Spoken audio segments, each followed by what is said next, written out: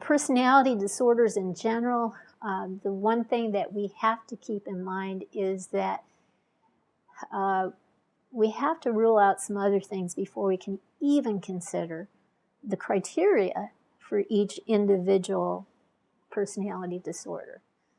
So my acronym or mnemonic that I use for this is SCISM MS. Schism, there's a gap, there's this impasse, this barrier between this kind of split between something. And MS is kind of messy sanity, because personality disorders, there's no detachment from reality. There's good reality testing. It's just that a person is maladaptive in his or her set of behaviors as it relates to personality. So, but whenever you consider a personality disorder, you have to rule certain things out. And Schism MS, if I break it down, S means that a person has to have significant impairment in functioning. Significant impairment in functioning at my job or with relationships. Usually those are the two we think of. But there's significant impairment of functioning. The other part is that could apply instead of that is significant distress. So it is the significant thing going on, is it external or is it internal? Am I having problems with the environment, or am I having problems with what I'm feeling inside, the distress that I'm experiencing?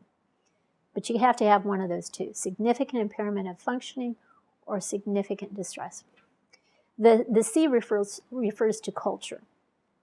If I grew up in a culture, let me pick on histrionic personality disorder. This is a need for attention, a significant need for attention, to be the center of attention. If I grew up in a culture where that was the norm, for whatever country that was the norm, I could not apply this U.S. definition of histrionic to that person. If that's the norm for his or her society, then it's not a disorder, because I'm operating by U.S. definitions, or what we consider to be normal versus abnormal behavior. I cannot impose that on another country. So culture has to be taken into account. The H is silent. The I refers to inflexibility.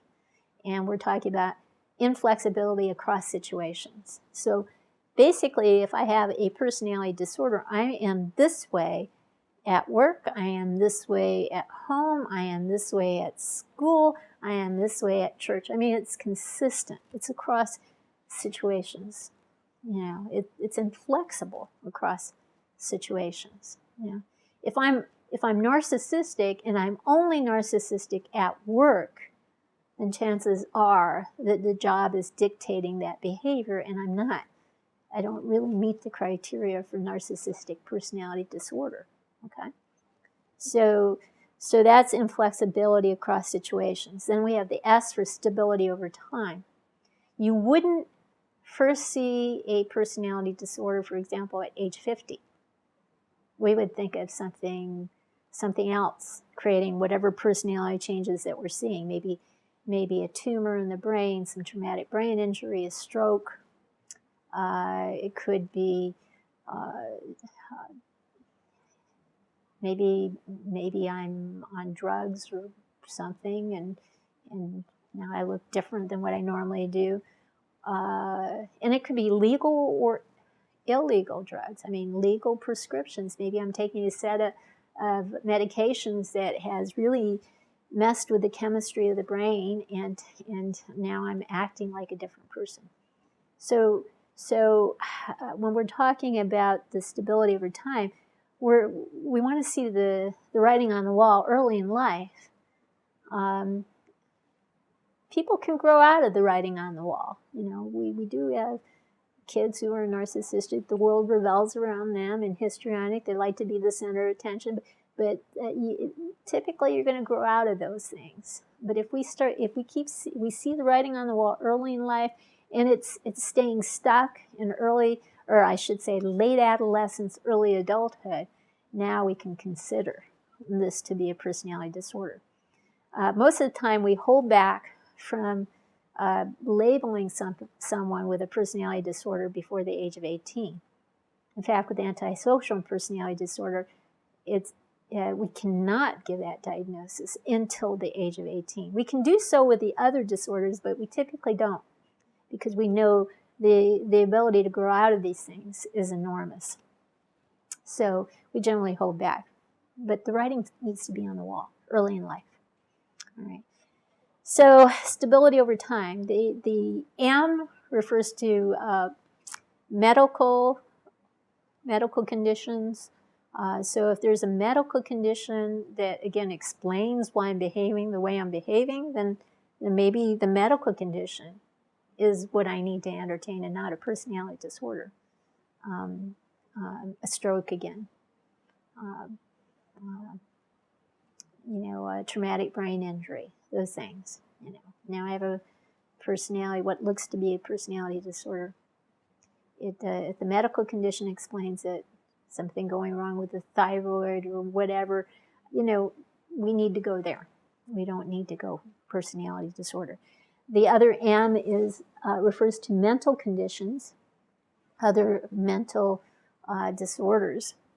So if a bipolar condition better explains what I'm seeing right now compared to borderline personality disorder, for example, then I go with bipolar and not borderline. So we have to rule out medical and mental disorder conditions. And finally, substance use. If I'm, I just took a bunch of crack cocaine, heroin, whatever. They have this new thing out called bath salts. All right. If I'm using drugs, this can completely, at times, explain some of the personality changes I'm seeing, and very effectively. So I don't need to go down the road of personality disorder.